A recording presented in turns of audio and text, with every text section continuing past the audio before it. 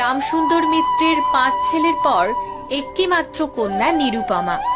তাই রামসুন্দর বাবু অনেক আদর যত্নে তাকে মানুষ করেছে। নিরুপমা এখন বিবাহযোগ্যা। রামসুন্দর বাবু মেয়ের জন্য সুপাত্রের সন্ধান করতে থাকে, কিন্তু পাত্র কিছুতেই মনের মতো হয় না। অবশেষে জমিদার রায়বাহাদুরের একমাত্র ছেলের সন্ধান পায় রামসুন্দর। বরপক্ষের দাবি 10,000 টাকা এবং বহুল দান সামগ্রী পণ দিতে হবে। রামসুন্দর কিছুমাত্র বিবেচনা না করে তাতেই সম্মত হলেন। এমন পাত্র কোনো মতে হাতছাড়া করা যায় না। কিন্তু রামসুন্দর বিবাহের দিন সেই সমস্ত টাকা জোগাড় করতে পারল না। ফলে বিবাহ সভায় একটা তুমুল হইচই বেঁধে গেল।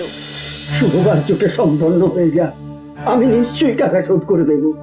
টাকা হাতে না পেলে বর সভাস্থ করা যাবে না। এই ঘটনায় অন্তঃপুরে একটা কান্না পড়ে গেল। এই গুরুতর বিপদের যে মূল কারণ, সে চেলে পড়ে গহনা পরে কপালে চন্দন দিয়ে চুপ করে বসে আছে। ভাবি শ্বশুরকুলের প্রতি তার খুব একটা ভক্তি বা অনুরাগ দেখা গেল না।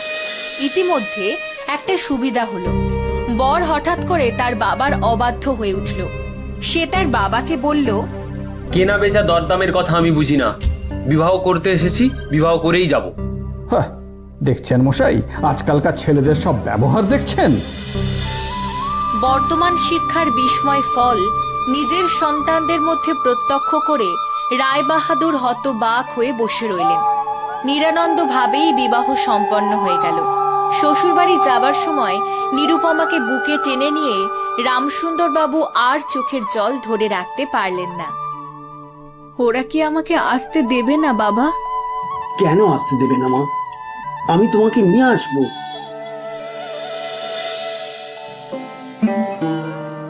রামসুন্দর প্রায়ই মেয়েকে দেখতে যান, কিন্তু বেয়াই বাড়িতে তার কোনো প্রতিপত্তি নেই।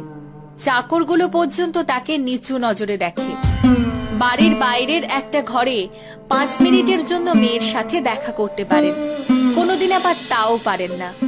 এদিকে শ্বশুর বাড়িতে উঠতে বসতে মেয়েকে খোঁটা দিচ্ছে। বাপের বাড়ির নিন্দা শুনে ঘরে দরজা দিয়ে কান্নাকাটি করা তার রোজকার রুটিন হয়ে দাঁড়িয়েছে। বিশেষত শাশুড়ির আক্রোশ আর কিছুতেই মেটে না।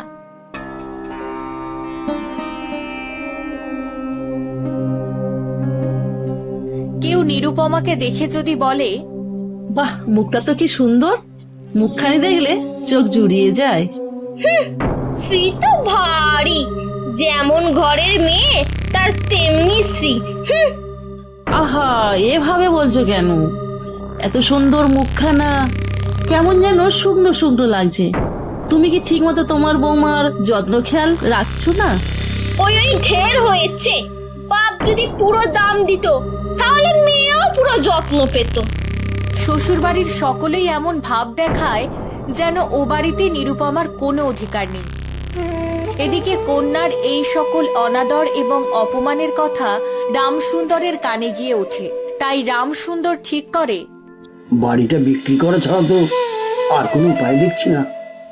কিন্তু ছেলেদের কি হবে? আমি যে বাড়ি বিক্রি করছি সেটা এখন কাউকে বলবো না। বাড়ি বিক্রি করে সেই বাড়ি ভাড়া নিয়ে বাস করব।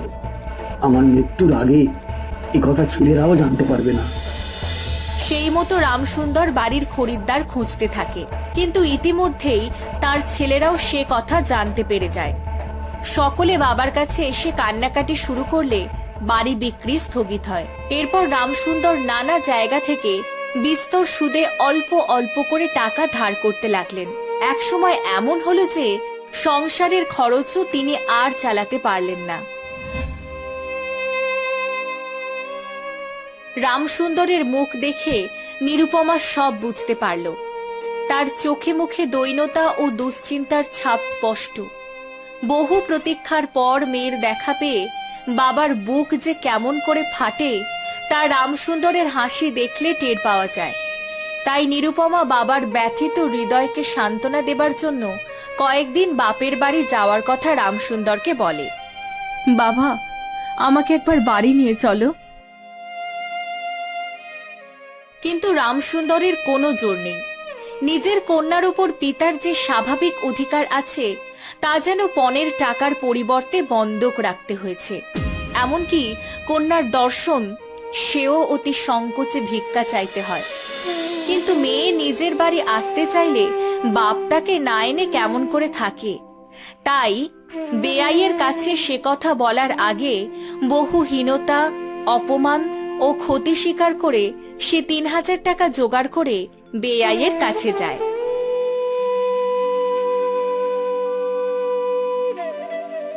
প্রথমে বেশ কিছু আজগুবি আলোচনা করলেন, অবশেষে কথায় কথায় বললেন, হ্যাঁ হ্যাঁ ব্যয়, সেই টাকাটা বাকি আছে বটে।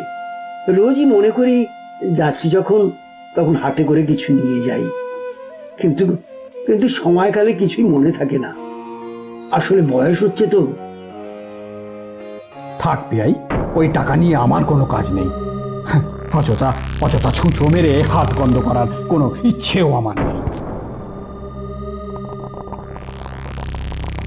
ব্যয় মশাই, অনেকদিন হলো মেয়ের বিয়ে হয়েছে। 2-1 দিনের জন্য যদি মেয়েকে বাড়ি নিয়ে যাওয়ার অনুমতি দেন তবে। না না, সেসব এখন একদম হবে না।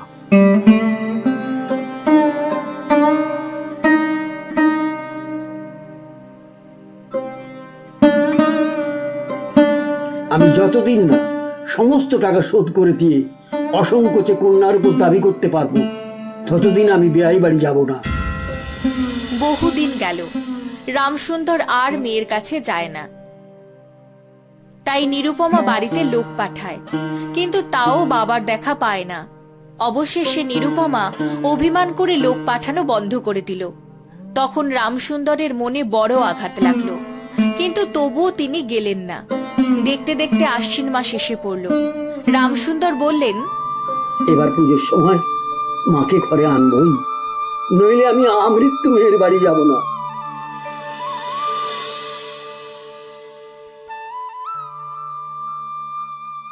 দাদু দাদু, তুমি আমার জন্য গাড়ি কিনতে যাচ্ছ?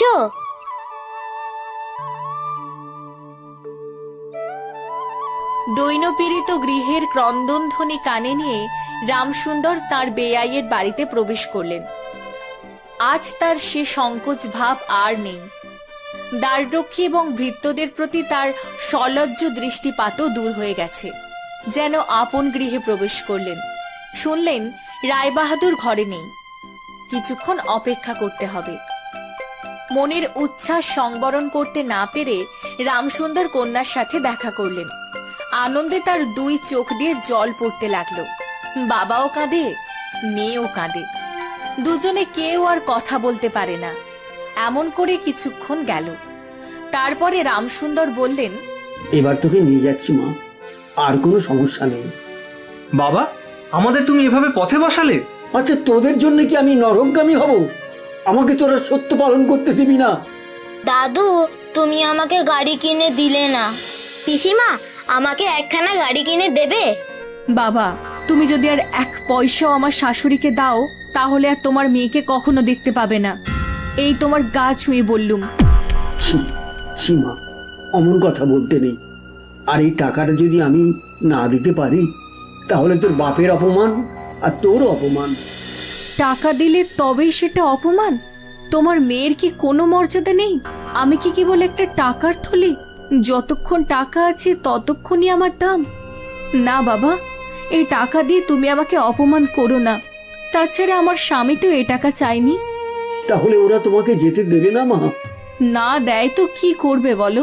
তুমিও আমায় আর নিয়ে যেতে চেও না। রামসুন্দর যে টাকা নিয়ে এসেছিলেন এবং কন্যার নিষেধে সে টাকা না দিয়েই ফিরে গেছেন, সে কথা গোপন থাকলো না। এক স্বভাব কৌতূহলী দাসী নিরুপমার শাশুড়িকে এই খবর দিল। এ কথা শুনে তার আক্রোশের সীমা রইল না। নিরুপমার পক্ষে তার শ্বশুরবাড়ি সরসজ্জা হয়ে উঠল। এদিকে তার স্বামী বিবাহের অল্পদিন পরেই ডেপুটি ম্যাজিস্ট্রেট হয়ে দেশান্তরে চলে গেছে। সম্প্রতি বাপের বাড়ির আত্মীয়দের সাথে নিরুপমার সাক্ষাৎকার সম্পূর্ণ নিষিদ্ধ হলো।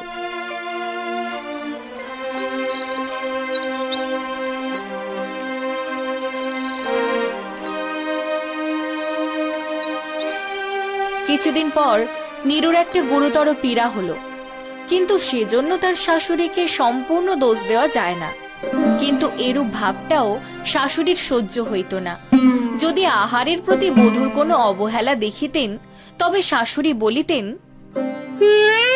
নবাবের ঘরের মেয়ে কিনা ওর গরিবের ঘরের অন্য মুখে রোচে না। দেখো না একবার ছিলি হচ্ছে, দেখো দিনে দিনে যেন একেবারে পোড়া কাঠ হয়ে যাচ্ছে। বাবাকে আর আমার ভাইদের একবার দেখবো মা। সবই বুঝি আমি, তোমার শুধু ওই বাপের বাড়ি যাবার ছল। এইভাবে বেশ কয়েকদিন কেটে যায়। যেদিন সন্ধ্যার সময় নীরুর শ্বাসকষ্ট উপস্থিত হইল, সেই দিনই প্রথম ডাক্তার দেখল এবং সেই দিনই ডাক্তারের দেখা শেষ হলো। বাড়ির বড় বউ মরেছে, কাজেই খুব ধুমধাম করে অন্ত্যেষ্টি ক্রিয়া সম্পন্ন হলো। এমন চন্দন কাঠের চিতা এ মুলুকে কেউ কখনো দেখেনি। এমন ঘটা করে শ্রাদ্ধ কেবল রায় বাহাদুরদের বাড়িতেই সম্ভব, এবং এর ফলে তাদের কিছুটা ঋণও হয়ে গিয়েছিল। আমি এখানে সমস্ত বন্দোবস্ত করে ফেলেছি, অতএব যত তাড়াতাড়ি সম্ভব আমার স্ত্রীকে এখানে পাঠানোর ব্যবস্থা করুন। বাবা, তোমার জন্য আরেকটি মেয়ের সম্বন্ধ করেছি, অতএব অবিলম্বে ছুটি নিয়ে এখানে আসবে। এবারে 20,000 টাকা পণ হাতে হাতে আদায়।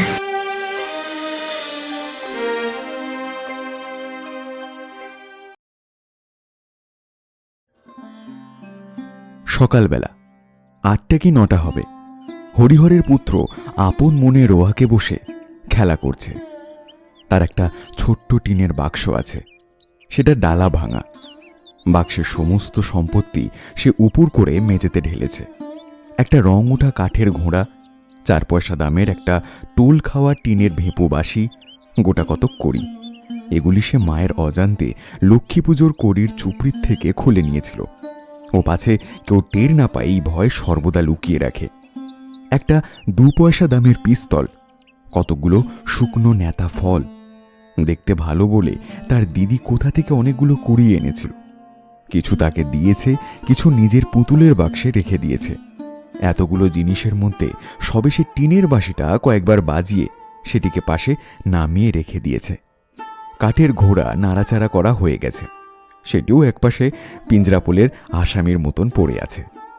বর্তমানে সে গঙ্গা যমুনা খেলার খাপড়াগুলিকে হাতে নিয়ে মনে মনে দাওয়ার উপর গঙ্গা যমুনার ঘর আঁকা কল্পনা করে চোখ বুজে খাপড়া ছুঁয়ে দেখছে তাক ঠিক হচ্ছে কিনা। এমন সময় তার দিদি দুর্গা উঠোনের কাঁঠাল তলা থেকে ডাকলো, অপু, অপু। সে এতক্ষণ বাড়ি ছিল না, কোথা থেকে এই মাত্র এলো। তার স্বর একটু সতর্কতা মিশ্রিত। মানুষের গলার আওয়াজ পেয়ে অপু কলের পুতুলের মতন লক্ষ্মীর চুপড়ির কড়িগুলি তাড়াতাড়ি করে লুকিয়ে ফেলল। কি রে দিদি? আয় এদিকে শোন। দুর্গার বয়স 10-11 বছর হলো। গরম পাতলা রং, অপুর মতন অতটা ফর্সা নয়, একটু চাপা। হাতে কাঁচের চুড়ি, পরনে ময়লা কাপড়, মাথার চুল রুক্ষ, বাতাসে উড়ছে। মুখের গড়ন মন্দ নয়, অপুর মতন চোখগুলি বেশ বড় বড়। কে রে? দুর্গার হাতে একটা নারকেলের মালা, সেটা সে নিচু করে দেখালো। কতগুলি কচি আম কাটা। মা ঘাট থেকে আসেনি তো? একটু তেল আর একটু নুন নিয়ে আসতে পারিস? আমের কুশি জাড়াবো। কোথায় পেরিলে দিদি? পটলিতের বাগানে সিঁদুর কৌটোর তলায় পড়েছিল। আন দিকে একটু নুন আর তেল। তেলের ভার ছুলে যে মা মারবে, যে আমার কাপড় যে বাসি। তুই যা না শিগগির করে, মা রাস্তা এখন ঢের দেরি, খাড় কাছতে গিয়েছে, শিগগির যা না। নারকেলের মালাটা আমায় দে, ওতে ঢেলে নিয়ে আসবো। তুই খিড়কি ধরে গিয়ে দেখ মা আসছে কিনা। তেল টেল যেন মেঝেতে ঢালিস নে, সাবধানে নিবি, নইলে মা টের পাবে। তুই তো একটা হাওয়া ছেলে।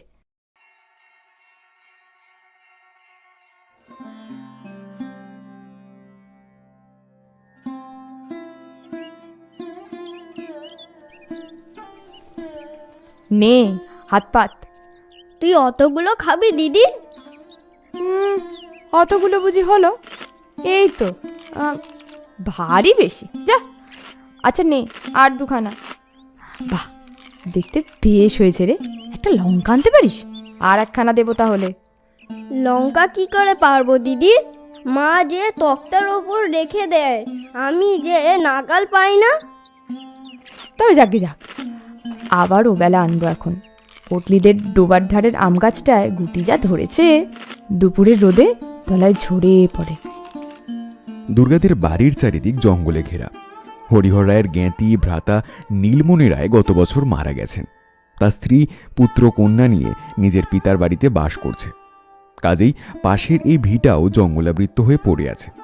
নিকটে আর কোনো লোকের বাড়ি নেই। 5 মিনিটের পথ গেলে তবে ভুবন মুখুজ্জের বাড়ি। হরিহরের বাড়িটাও অনেক দিন হয়ে গেল মেরামত হয়নি। সামনের দিকে রোয়াক ভাঙা, ফাটলে বন বিছুটির ও কালমেঘ গাছের বন গজিয়েছে। ঘরের দরজা জানলার কপাট সব ভাঙা, নারকেলের দড়ি দিয়ে গড়াদের সঙ্গে বাঁধা আছে।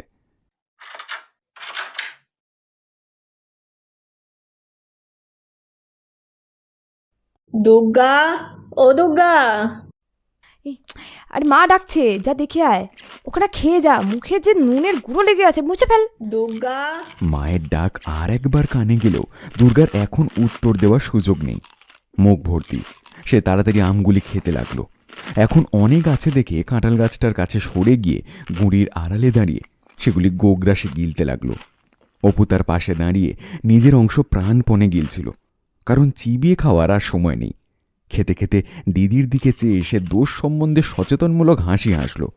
দুর্গা খালি মালাটা ছুঁড়ে দিল ভেরেন্ডা কোচার বেড়া পার করে নীলমণি রায়ের ভিটের দিকে জঙ্গলের মধ্যে। মুখটা মুছে ফেল না বাঁদর, নুন লেগে রয়েছে যে।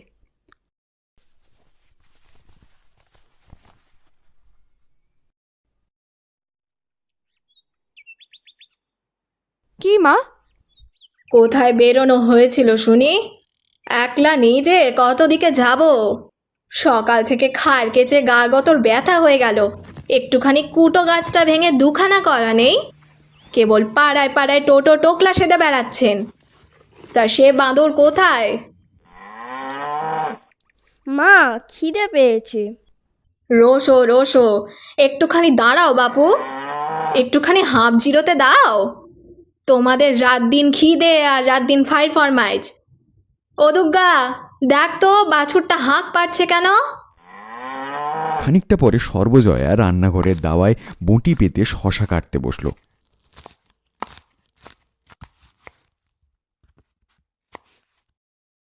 চাল বাজার নেই মা? উফ, চিবানো যায় না, আম খেয়ে দাঁত টকে গেছে।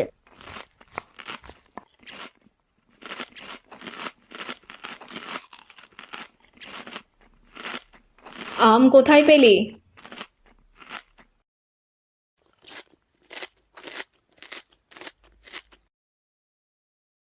তুই ফের এখন বেরিয়েছিলি বুঝি? ওকে জিজ্ঞেস করো না। আমি এই তো এখন কাঁঠাল তলায় দাঁড়িয়ে। তুমি যখন ডাকলে তখন তো। স্বর্ণগোয়ালিনী গায়ে দোয়াতে আসতে কথাটা চাপা পড়ে গেল। যা, বাছুরটা ধরগে যা। ডেকে সারা হলো। কমলে বাছুর। ও স্বর্ণ, এত বেলা করে এলে কি বাঁচে? একটু সকাল করে না এলেই তেতপ্পর পর্যন্ত বাছুর বাঁধা।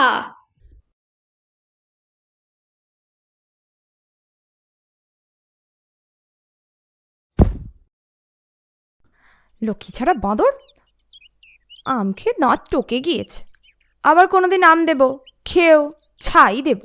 এই ও বেলায় পটলিদের কাকুরতুলির আম কুড়িয়ে এনে জাড়াবো। এত বড় বড় গুটি হয়েছে, মিষ্টি যেন গুড়। দেব তোমায়, খেয়েও এখন। হাবা একটা কোথাকার, যদি এতটুকু বুদ্ধি থাকে।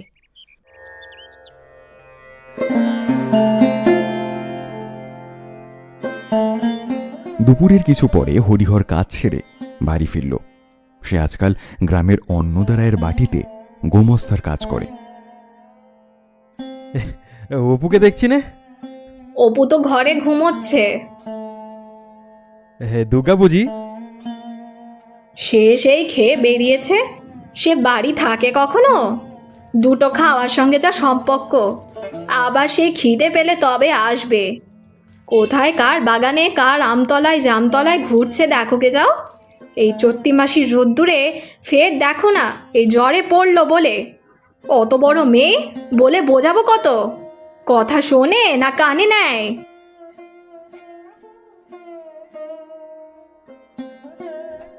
আজ 10 গড়ায় টাকার জন্য গেছিলাম, বুঝলে।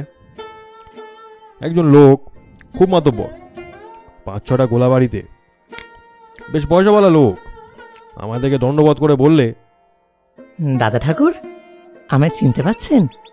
না বাপু, আমি তো কই। আপনার কর্তা থাকতে তখন পুজো আচ্ছা সবসময় আসতেন, পায়ের ধুলো দিতেন। আপনারা আমাদের গুরুতুল্য লোক, এবার আমরা বাড়ি শুদ্ধ মন্তর নেব ভাবছি। তা আপনি যদি আজ্ঞে করেন তবে ভরসা করে বলি। তা আপনি কেন মন্তর দেন না? তা আমি বলেছি আজ আর কোনো কথা বলবো না, ঘরে এসে 2-1 দিন, বুঝলে। হ্যাঁ গো, তা মন্দ কি? দাও না ওদের মন্তর। কি জাত? হরিহর সুর নামিয়ে, বলো না কাউকে, সদ্গো। তোমার তো আবার এই গল্প করে বেড়ানোর স্বভাব আছে। আমি আবার কাকে বলতে যাব শুনি? তা হোক গে সদ্গোপ, দাও গিয়ে দিয়ে। এই কষ্ট যাচ্ছে, ওই রায়বাড়ির 8টা টাকাই তো ভরসা, তাও 2-3 মাস অন্তর তবে দেয়। আর এদিকে রাজ্যের দেনা। কাল ঘাটের পথে সেজ ঠাকুরান বললে, বৌমা আমি বন্ধক ছাড়া টাকা ধার দিনে, তবে তুমি অনেক করে বললে বলে দিলাম। আজ 5 মাস হয়ে গেল, টাকা আর রাখতে পারবো না। এদিকে রাধা বষ্টমের বউ তো ছিঁড়ে খাচ্ছে, দুবেলা তাগেদ আরম্ভ করেছে। ছেলেটার কাপড় নেই, 2-3 জায়গায় সেলাই। বাছা আমার তাই পরে হাসি মুখে নেচে নেচে বেড়ায়। আমার এমন হয়েছে যে ইচ্ছে করে একদিকে বেরিয়ে যাই। আর একটা কথা বলছিল, বুঝলে, বলছিল গায়ে তো আর বামুন নেই, আপনি যদি এই গায়ে উঠে আসেন তবে জায়গা জমি দিয়ে বাস করাই। গায়ে 1 ঘর বামুন বাস করানোর আমাদের বড্ড ইচ্ছে। তা কিছু ধানের জমি টমি দিতে রাজি, পয়সার তোর অভাব নেই। আজকাল চাষাদের গলে লক্ষ্মী বাঁধা, ভদ্রলোকেরই হয়ে পড়েছে হাবাদ জবাত। এক্ষুনি? তা তুমি রাজি হলে না কেন? বললেই হতো যে আচ্ছা আমরা আসবো। ও ওরকম একটা বড় মানুষের আশ্রয় এ গায়ে তোমার আছে কি? হ্যাঁ, শুধু ভিটে কামড়ে পড়ে থাকা। পাগল, তখনই কি রাজি হতে আছে? ছোট লোক ভাববে, ঠাকুরের হাড়ি দেখছি শিখে উঠেছে, ওতে খেলে হয়ে যেতে হয়। তা নয়, দেখি একবার চুপি চুপি মজুমদার মশাইয়ের সাথে পরামর্শ করে। আর এখন ওট বললেই কি ওটা চলে? সব বেটা এসে বলবে টাকা দাও, নইলে যেতে দেবো না। দেখি পরামর্শ করে কি রকম দাঁড়ায়। এই সময় মেয়ে দুর্গা কোথা থেকে পা টিপে টিপে এসে বাইরের দরজার আড়াল থেকে সতর্কতার সঙ্গে একবার উঁকি মারল, এবং অপরপক্ষ সম্পূর্ণ সজাগ দেখে ওধারে পাঁচিলের পাশ দিয়ে বাইরের ঘরে রোঁয়াকে উঠল। দালানের দুয়ার আস্তে আস্তে ঠেলে দেখল বন্ধ আছে। এদিকে রোঁয়াকে দাঁড়ানো অসম্ভব, রোদের তাপে পা পুড়ে যায়। কাজে সেখান থেকে নেমে গিয়ে উঠোনের কাঁঠাল তলায় দাঁড়ালো। সে এসেছিল এজন্য যে যদি বাইরের দরজা খোলা পায় এবং মা ঘুমায় তবে ঘরের মধ্যে চুপি চুপি ঢোকে একটু শুয়ে নেবে। কিন্তু বাবার, বিশেষত মার সামনে দরজা দিয়ে বাড়ি ঢোকা তার সাহস নেই। রোদে বেরিয়ে তার মুখ রাঙা হয়ে উঠেছে। অঞ্চলের খুঁটে কতগুলো কি যত্ন করে বাঁধা। উঠোনে নেমে কাঁঠাল তলায় দাঁড়িয়ে কি করবে ঠিক করতে না পেরে নিরুৎসাহভাবে এদিক ওদিক তাকাতে লাগলো সে। পরে সেখানে বসে আঁচলের খুঁট খুলে কতগুলি শুকনো ররা ফলের বিচি বের করল। খানিকক্ষণ তাকিয়ে থেকে আপন মনে সেগুলি গুনতে আরম্ভ করল। 1, 2, 3, 4, 26টা। পরে সে 2-3টে করে বিচি হাতের উল্টো পিঠে রেখে উঁচু করে ছুঁড়ে দিয়ে পরে হাতে সোজা পিঠ পেতে ধরতে লাগলো। মনে মনে বলতে লাগলো, অপুকে এইগুলো দেব আর এইগুলো পুতুলের বাক্সে রেখে দেব। কেমন বিচিগুলি তেল চুকচুক করছে, আজই গাছ থেকে পড়েছে। ভাগ্যিস আগে গেলাম, তাহলে সব গরুতে খেয়ে ফেলে দিত। ওদের রাঙি গাইটা একেবারে রাক্ষস, সব জায়গায় যাবে।